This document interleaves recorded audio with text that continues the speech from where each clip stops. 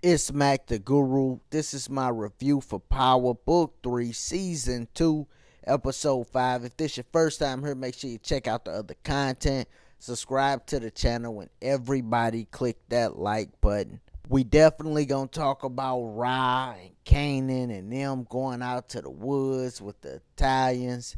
But I gotta say, salute to the writers. The story is in the details. I felt like they paid attention.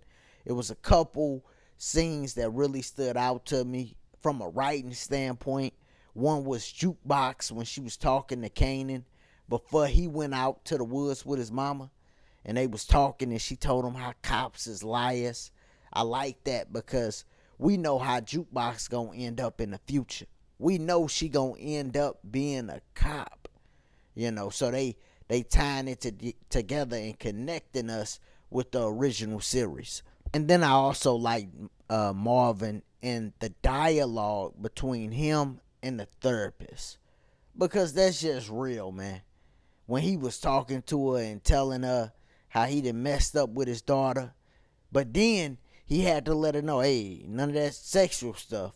I like that because that's exactly what I would have did, and that's what I was thinking in my head when he was telling her about it. I'm like, yo, he need to let her know exactly what it is or give her some type of clue, because the way he describing it, she could be thinking anything, just wild. And then right at the end, he go, hey, nothing sexual. You gotta let a person know that, because that it's sad, but it happened to so many people, that our minds go to that. You're like, yo, what? Like, picture somebody telling you, yo, man, something traumatic happened to me when I was younger. You in your head, you like, oh my God, somebody touch you? No, they gotta let you know. Nothing sexual though. So I liked how they did that, because I thought that was just real. So salute to the writers. This whole episode though, I really like the dialogue. But let's start from the top. And they talking about early mornings is wild. This is the intro when Marvin is getting the body and he's wrapping it up. And I was thinking while he was wrapping the body, that was such a dumb idea to put the body in the wall. I mean, it looked cool when he did it, right? That looked dope. But that's a stupid idea. Because eventually you got to tear down the wall and get the body out. The body just can't stay there, because people going to start smelling it. And it's going to be bad. And the wrong person smell it, things will get even worse.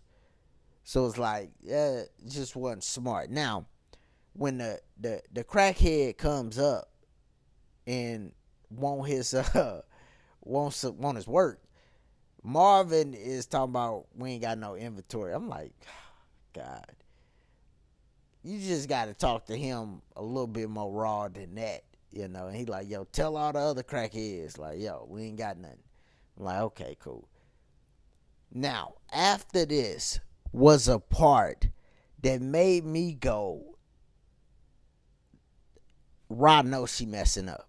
Like, you sitting at the edge of the bed as Kanan wakes up. Like, he wakes up and see you smiling at the edge of the bed. Like, yo, what's going on?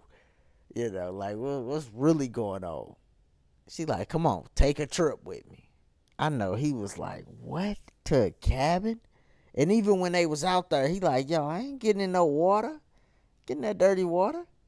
I ain't, we, that ain't really us. I ain't even gonna lie. Like, huh? Go out to the cabin.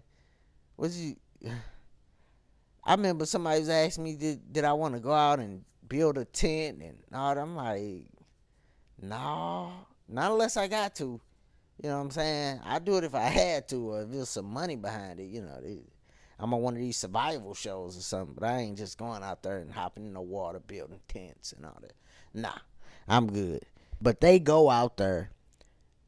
Kanan never asked the question, right? Which he already asked the question before about Howard and his dad. So he didn't ask, but Rod knows something's up, and he know he can't trust her like she lying to him. Which I agree with his approach of, if you not for certain on something, just don't keep talking and keep asking questions. Just like think stuff through sometimes. So that's what he's doing, instead of just keep asking her and asking and asking her, because if she lying to him, she just gonna keep pouting lies on top of lies, which she been doing. Now, why they out there? Kanan is flirting with this white chick, which Ra like, yo, don't be messing with no white girl. She talking to her like it's 1955 and they down south in Mississippi. And hey, I hope everybody down there, I think it's Mississippi, I hope they get some water down there. They going through a bad water crisis. It's a water crisis out in California. Not California, but on the West Coast too. Like, I don't know what's going on right now. But anywho, Rob was talking to him like it's 50 years ago.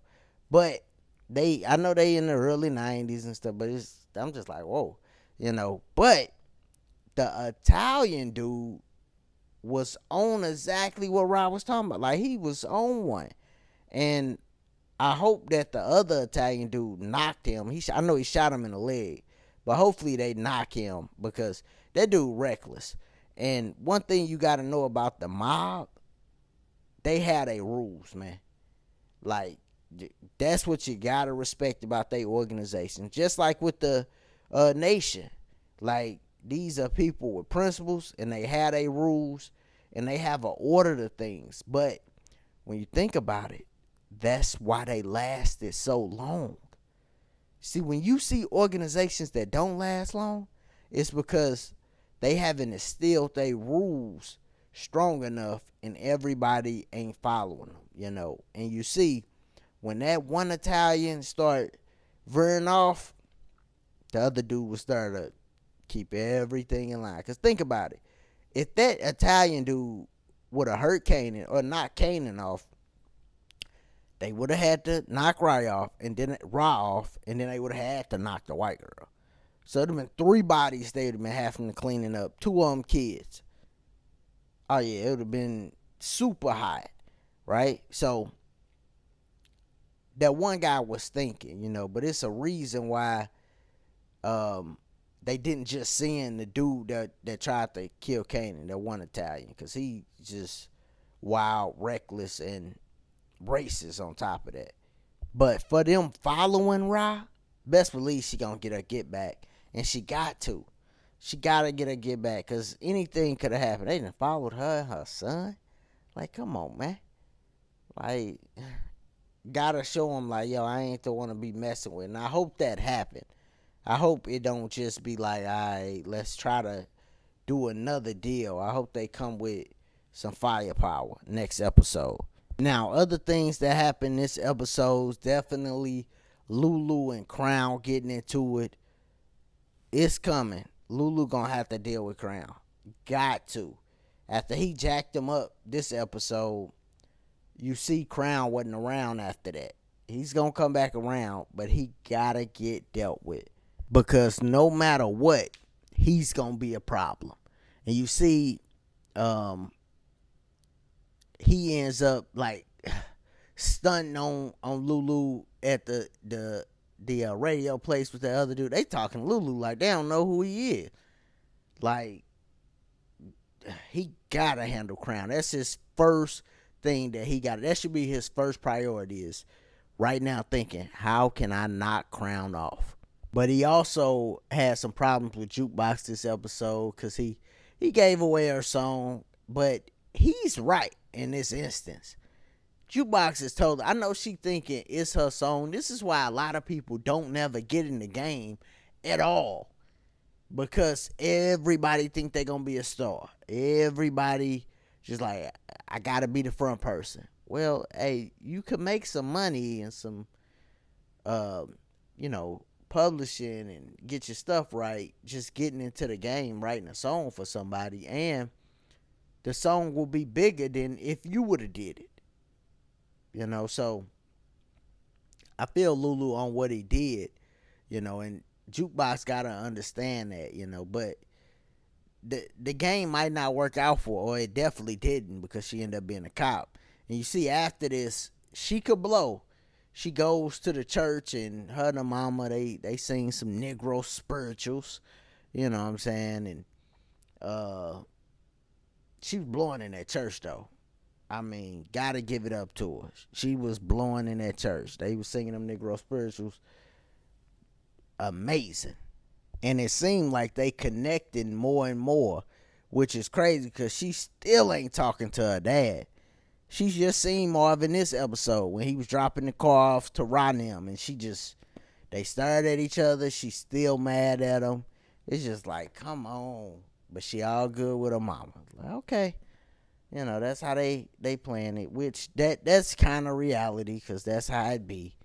But I want them to make up. And before I get out of here, I got to speak on Marvin and him finding Tony. Tony didn't found the simp. She didn't found the sucker. And this is why you got to do research on these girls. But see, back then, you couldn't really even do research like that, right? So she just playing the good role, which she done probably been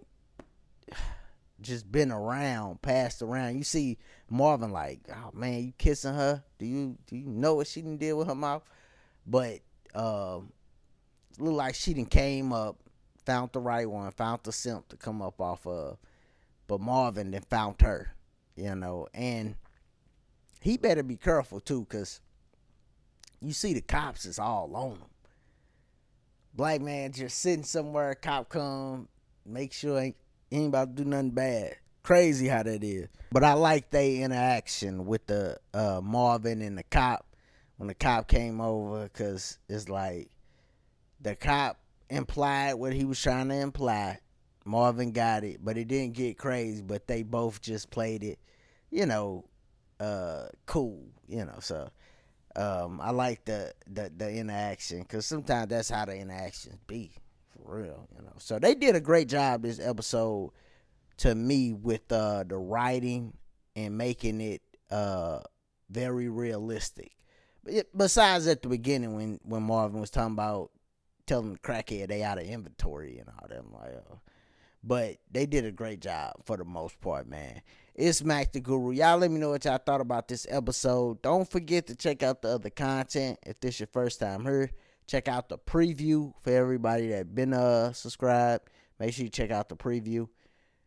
And as always, y'all be easy, be safe, peace.